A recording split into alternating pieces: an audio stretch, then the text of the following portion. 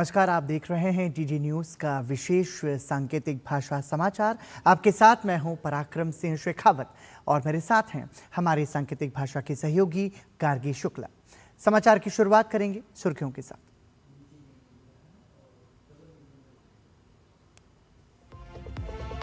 वैश्विक उथल-पुथल के बीच प्रधानमंत्री नरेंद्र मोदी की अध्यक्षता में हुई पीएम आर्थिक सलाहकार परिषद की बैठक।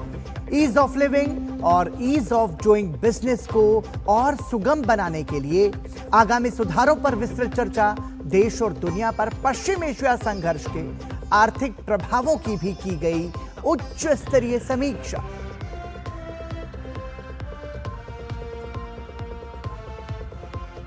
पश्चिम बंगाल दौरे पर केंद्रीय रेल मंत्री अश्विनी वैष्णव। नवान्न में रेल परियोजनाओं की प्रगति और मंजूरी को लेकर की उच्च स्तरीय बैठक। नई रेल लाइंस का निर्माण, आधुनिकीकरण समेत कई विषयों पर हुई चर्चा।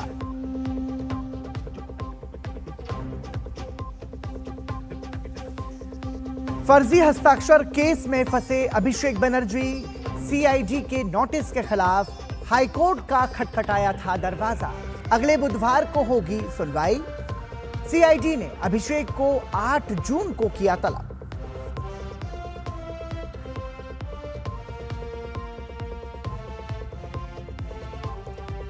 पंजाब के फिरोजपुर में हुआ भीषण सड़क हादसा। पिकअप और ट्रक की भिड़ंत में एक ही परिवार के 9 सदस्यों की मौत, कई गंभीर रूप से घायल।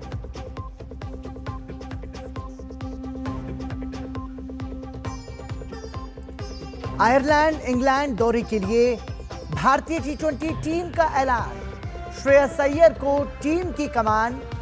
15 साल की उम्र में वैभव सूर्यवंशी ने भारतीय टीम में जगह बनाकर रचा इतिहास। और सुर्खियों के बाद खबरों पर नजर विस्तार से। प्रधानमंत्री नरेंद्र मोदी ने पीएम आर्थिक सलाहकार परिषद की बैठक की अध्यक्षता की। इस बैठक में वैश्विक अनिश्चितता के दौर में भारत की आर्थिक वृद्धि को बनाए रखने के उपायों पर चर्चा हुई। ईज ऑफ लिविंग और ईज ऑफ डूइंग बिजनेस में सुधार के लिए भी कई उपायों पर बातचीत हुई।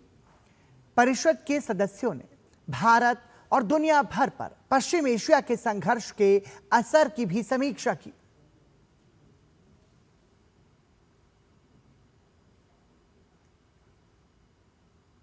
केंद्रीय रेल मंत्री अश्विनी वैष्णव ने अपने कोलकाता दौरे के दौरान जय हिंद मेट्रो स्टेशन से नोआपाड़ा स्टेशन तक कोलकाता मेट्रो में यात्रा की। इस दौरान उन्होंने सहयात्रियों से बातचीत कर उनकी यात्रा के अनुभव और मेट्रो सेवाओं को लेकर सुझाव और प्रतिक्रियाएं प्राप्त की। मेट्रो स्टेशन पर रेल मंत्री ने सफाई कर्मियों से भी मुलाकात की और स्वच्छता बनाए रखने में उनके योगदान की सराहना की। सफाई कर्मियों ने अपनी बात सीधे रेल मंत्री तक पहुंचने पर संतोष व्यक्त किया। निर्धारित कार्यक्रम से अलग रेल मंत्री ने नोआपाड़ा से बेलखरिया एक्सप्रेसवे तक ऑटो रिक्शा से भी यात्रा की। ये कदम प्रधानमंत्री नरेंद्र मोदी के ईंधन संरक्षण और सार्वजनिक परिवहन के अधिक उपयोग के संदेश को बढ़ावा देने वाला माना जा रहा है। पश्चिम बंगाल में रेल कनेक्टिविटी को और मजबूत बनाने की दिशा में केंद्र सरकार लगातार प्रयासरत है। इसी क्रम में केंद्रीय रेल मंत्री अश्विनी वैष्णव ने राज्य में चल रही और भविष्य की रेलवे विकास परियोजनाओं को लेकर पश्चिम बंगाल के मुख्यमंत्री शुभेंदु अधिकारी से मुलाकात की। रेल मंत्री ने सोशल मीडिया पोस्ट में लिखा, इस दौरान रेलवे के विकास से जुड़े विभिन्न पहलुओं पर विस्तृत चर्चा हुई और राज्य के लाखों यात्रियों के लिए यात्रा को और बेहतर बनाने की दिशा में सकारात्मक विचार विमर्श किया गया।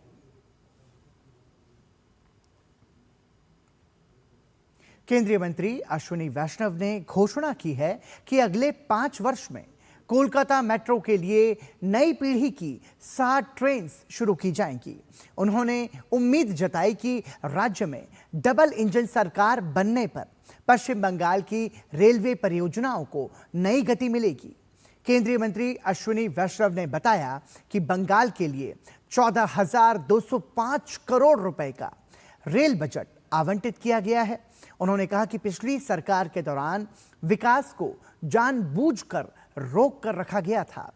ऐसी स्थिति बनाई गई थी कि विकास कार्य आगे न बढ़ सके। इतने लंबे समय तक बंगाल में जिस तरह से एकदम रोक के रखा हुआ था, विकास आगे न हो, कोई काम न हो, वैसी परिस्थितियां बना के रखी थी। तो अब आप सब मिलके दिखा दीजिए कि डेवलपमेंट का काम कैसे होता है। आज मोदी जी 14,000 करोड़ रुपए रेलवे के लिए देते हैं, बंगाल के डेवलपमेंट के लिए। अनफॉर्चुनेटली अब तक जितना भी प्रयास करें, टीएमसी की जो पूर्वतन सरकार थी उसमें काम के लिए परमिशन ही नहीं मिलती थी। कलकत्ता के निवासियों को मेट्रो का बेनिफिट न मिले, इसके लिए टीएमसी की सरकार सुप्रीम कोर्ट तक गई। ये था उनका काम करने का तरीका। ये था। पश्चिम बंगाल में तृणमूल नेता गोपाल दास के घर से बड़ी संख्या में हथियार बरामद हुए हैं। मुख्यमंत्री शुभेंदु अधिकारी ने सोशल मीडिया प्लेटफॉर्म एक्स पर एक वीडियो साझा करके पश्चिम बंगाल पुलिस एसटीएफ टीम की सराहना की है।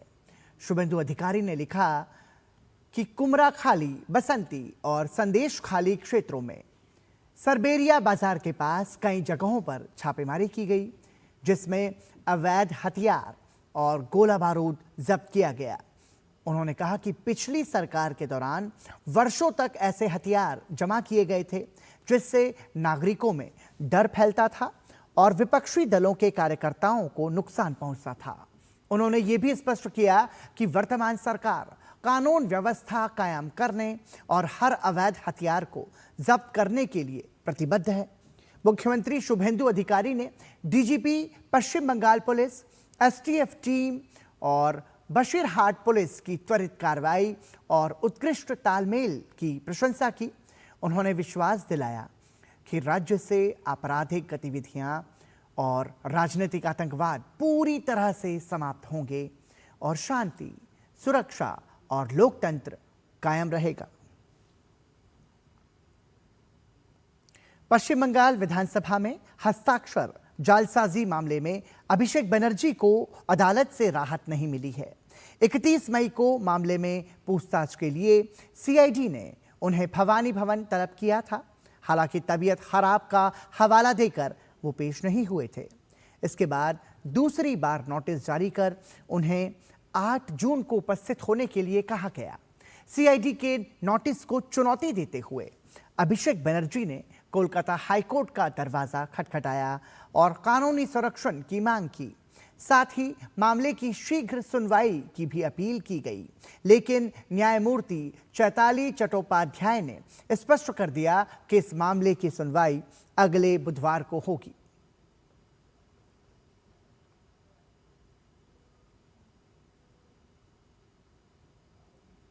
भाजपा के राष्ट्रीय अध्यक्ष नितिन नवीन झारखंड के 2 दिवसीय दौरे पर आज रांची पहुंचे। बिरसा मुंडा एयरपोर्ट पर भाजपा नेताओं और कार्यकर्ताओं ने उनका गर्मजोशी से स्वागत किया। हजारों कार्यकर्ताओं ने पारंपरिक तरीके से भाजपा अध्यक्ष नितिन नवीन का अभिनंदन किया। नितिन नवीन ने बिरसा मुंडा की प्रतिमा पर माल्यार्पण किया। इसके अलावा भारत रत्न स्वर्गीय कर्पूरी ठाकुर और स्वर्गीय कैलाशपति मिश्र की प्रतिमा पर भी माल्यार्पण किया।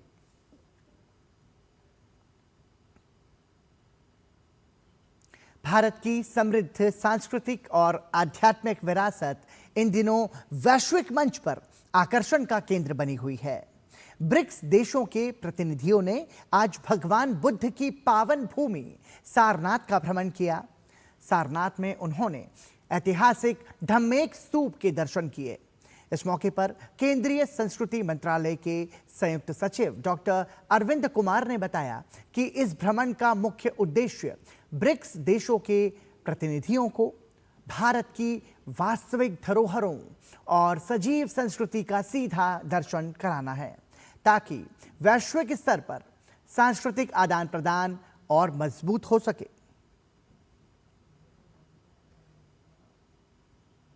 ब्रिक्स मीटिंग का हम लोग उसमें कई सारे ट्रैक्स होते हैं, उसमें ट्रेड है, इन्वायरमेंट है, culture is also one of the track of BRICS meetings. तो कल्चर बहुत इम्पॉर्टेंट ट्रैक है और कल्चर के अगर लोगों को हम अपना कल्चर, हम बातें तो करते हैं मीटिंग में, जब तक दिखाएंगे नहीं तो उनको शायद उतना समझ में नहीं आए। बुद्धिज़्म के हिसाब से सारनाथ बहुत ही इम्पोर्टेंट कल्चरल हेरिटेज है उनका, हमारा देश का धरोहर है, हम दिखाना चाहते हैं। और हम हमारे सारे जो ब्रिक्स के जितने भी हमारे 6-7 कंट्री यहाँ पे हैं मौजूद हैं इंक्लूडिंग इंडिया, तो ये लोग बहुत हैप्पी हैं कि हम लोग कम से कम कल्चर को बहुत नज़दीकी से देख पाए, एक्सपीरियंस कर पाएँ। यहाँ रुक रहे हैं एक छोटे से ब्रेक के लिए। आप देखते रहिए डीडी न्यूज़।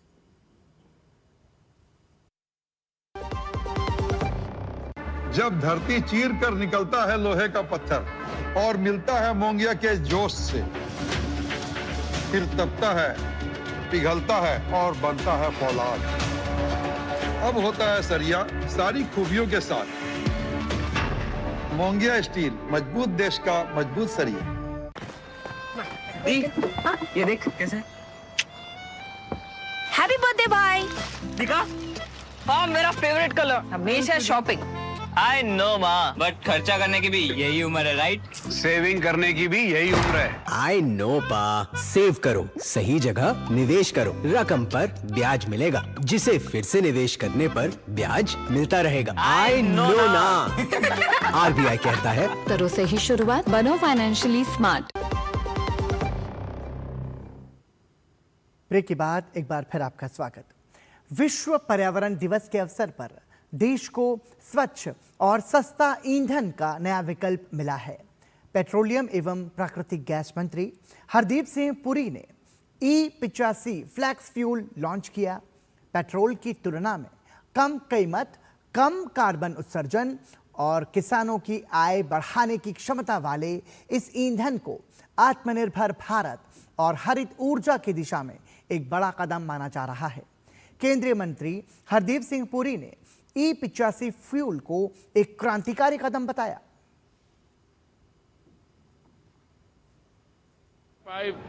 एक बहुत रेवोल्यूशनरी और बहुत सिग्निफिकेंट स्टेप है। इसकी शुरुआत के लिए अभी से 50 से 100 डिस्पेंसिंग स्टेशन ऐसे होंगे दिल्ली नेशनल कैपिटल रीजन में और महाराष्ट्र में मुंबई, पुणे, नागपुर सेक्शन में।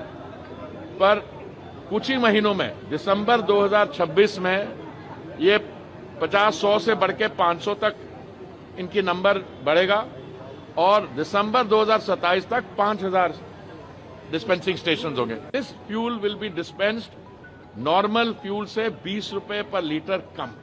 So that will be an additional advantage.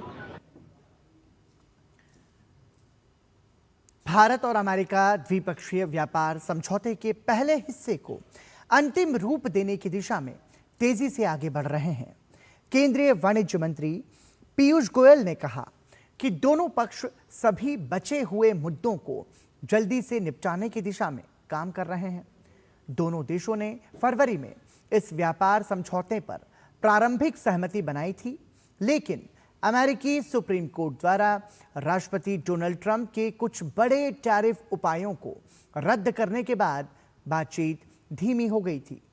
इस सप्ताह नई दिल्ली में हुई बैठकों के बाद बातचीत फिर से तेज हुई है। इस समझौते के पहले हिस्से से भारत को अन्य देशों के मुकाबले विशेष व्यापारिक लाभ मिलने की संभावना है। केंद्रीय मंत्री पीयूष गोयल ने संभावना जताई कि अगले महीने के मध्य तक इस समझौते के पहले हिस्से को पूरी तरह से लागू करने में हम सक्षम होंगे। इसके अलावा इस महीने के अंत तक अमेरिका की उच्च स्तरीय टीम भारत का दौरा कर सकती है।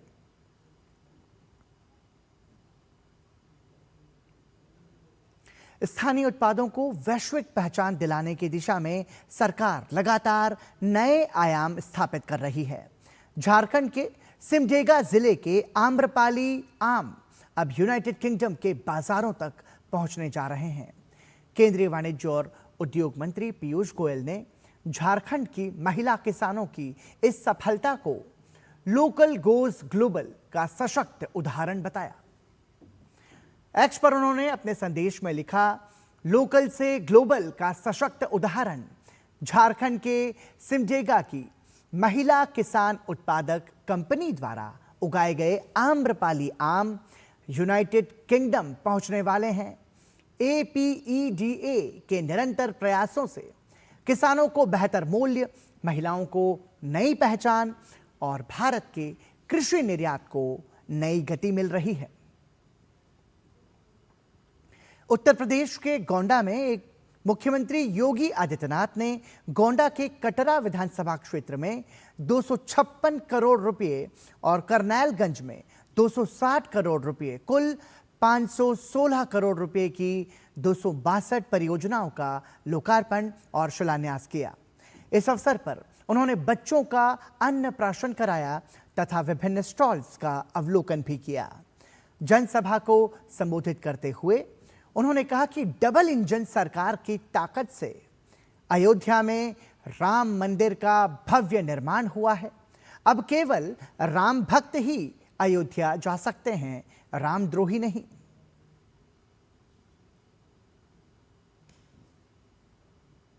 राम का नाम लेने पर ही प्रतिबंध था। डंडे बरसते थे, गोलियां चलती थी। अयोध्या में भगवान राम का भक्त अयोध्या में नहीं जा सकता था। किस प्रकार की अराजकता थी।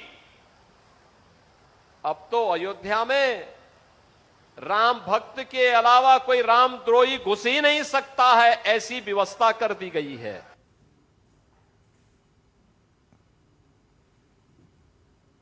CBSE ने 12वीं की बोर्ड परीक्षा के परिणामों के बाद उत्तर पुस्तिकाओं की वेरिफिकेशन और प्रश्नों की री इवैल्यूएशन के लिए आवेदन करने वाले छात्रों को बड़ी राहत दी है।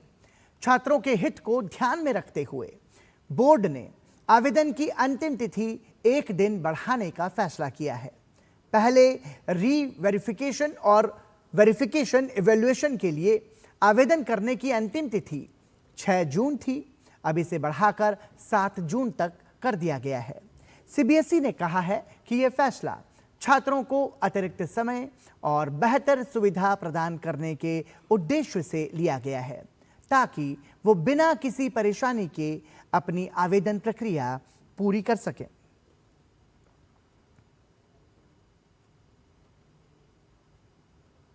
अमेरिका की AI कंपनी एंथ्रोपिक ने सबसे शक्तिशाली आर्टिफिशियल इंटेलिजेंस सिस्टम के विकास पर वैश्विक विराम की सिफारिश की है। कंपनी ने कहा कि तकनीक के तेजी से बढ़ते विकास को समाज और सुरक्षा मानकों के अनुसार संतुलित करने के लिए यह जरूरी है। एंथ्रोपिक ने चेतावनी दी कि अगर सिर्फ एक कंपनी रुकेगी तो दूसरे बहुत तेजी से आगे निकल जाएंगे। प्रस्ताव के लिए अमेरिका और चीन सहित कई देशों की सहमति जरूरी है। ये कहा जा सकता है कि अमेरिका में अधिकारी और टेक्नोलॉजी कंपनीज मानते हैं कि AI विकास को रोकने या धीमा करने से चीन को तकनीकी प्रतिस्पर्धा में बढ़त मिल सकती है। राष्ट्रपति ट्रंप ने चीन के साथ सहयोग पर चर्चा की और शक्तिशाली AI मॉडल्स की समीक्षा के लिए 30 दिन का आदेश जारी किया। लेबनान और इजरायल की सरकारों द्वारा सशर्त युद्ध विराम की घोषणा के बाद इजरायली सेना ने दक्षिणी लेबनान में कई हवाई हमले किए, क्योंकि इजरायल और हिजबुल्लाह के बीच अनसुलझे मतभेदों के कारण युद्ध विराम की कोशिशें रुकी हुई थीं। लेबनान की सरकारी समाचार एजेंसी ने शुक्रवार को बताया कि इजरायली हवाई हमलों ने दक्षिणी लेबनान में कई जगहों को निशाना बनाया, जिसमें कम से कम 13 लोग मारे गए और 15 अन्य घायल हो गए। उसी दिन हिजबुल्लाह ने कहा कि उनके लड़ाकू ने दक्षिणी इलाकों में कई जगहों पर इजरायली सैन्य ठिकानों पर हमला किया और इजरायली सेना के साथ सीधी झड़पें भी हुई।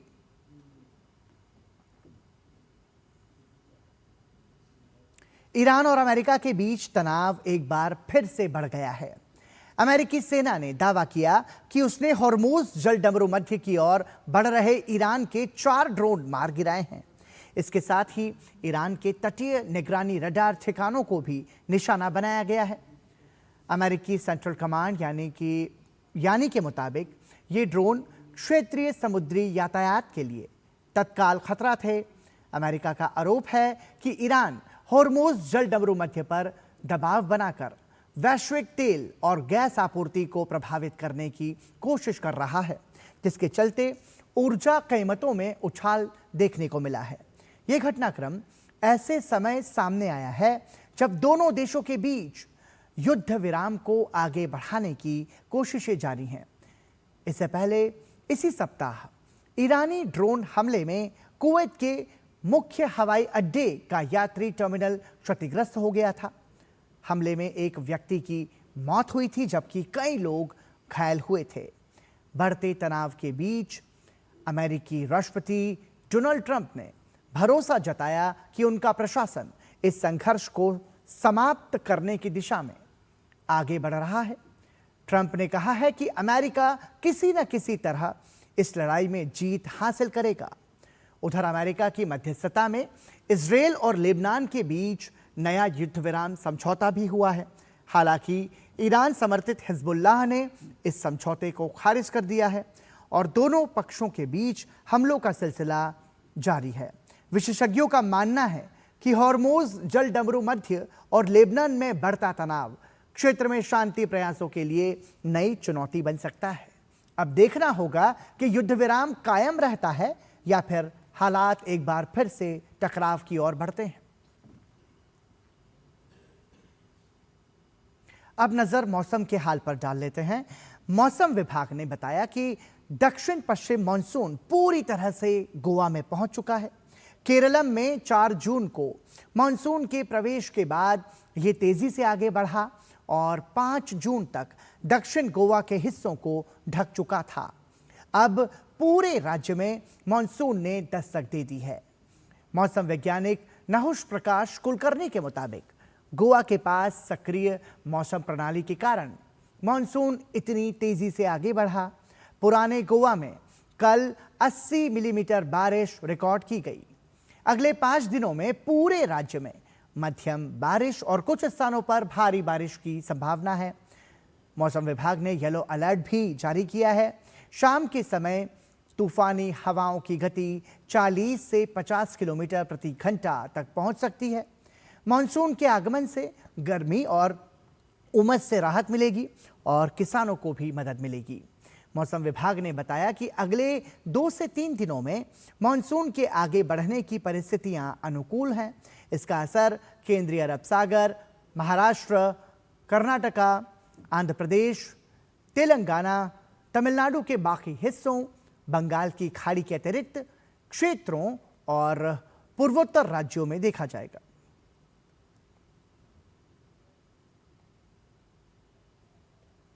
और अब बात खेल की खबरों की कर लेते हैं। चयनकर्ताओं ने आयरलैंड और इंग्लैंड के आगामी दौरे के लिए भारतीय टी20 दल का ऐलान कर दिया है।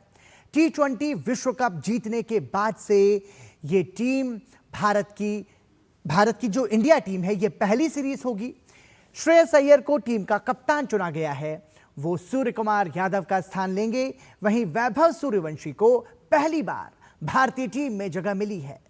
वैभव सूर्यवंशी ने हाल ही में संपन्न हुए आईपीएल में रिकॉर्ड तोड़ प्रदर्शन करते हुए सभी का ध्यान आकर्षित किया था। सूर्य कुमार यादव खराब फॉर्म से जूझ रहे थे। वो टी20 विश्व कप में कुछ खास नहीं कर सके थे। वहीं आईपीएल में भी उनका प्रदर्शन अच्छा नहीं रहा। श्रेयस अय्यर ने दिसंबर 2023 से कोई भी टी20 नहीं खेला है। हालांकि आईपीएल में उन्होंने अपनी कप्तानी से प्रभावित किया। उन्होंने कोलकाता नाइट राइडर्स को अपनी कप्तानी में चैंपियन बनाया और दिल्ली कैपिटल्स और पंजाब किंग्स को फाइनल तक पहुंचाया। उन्होंने आईपीएल 2025 में 604 और आईपीएल 2026 में 498 रन बनाए।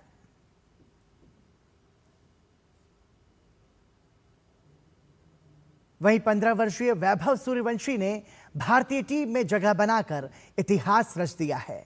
वो सचिन तेंदुलकर के बाद से भारतीय टीम में जगह बनाने वाले सबसे कम उम्र के खिलाड़ी हैं। सचिन तेंदुलकर ने में 205 दिन 16 साल 205 दिन की आयु में डेब्यू किया था।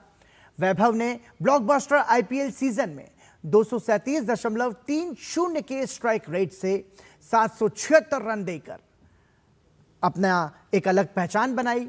आयरलैंड और इंग्लैंड के दौरे से पहले वैभव भारत ए की ओर से श्रीलंका में एक त्रिकोणीय सीरीज खेलेंगे।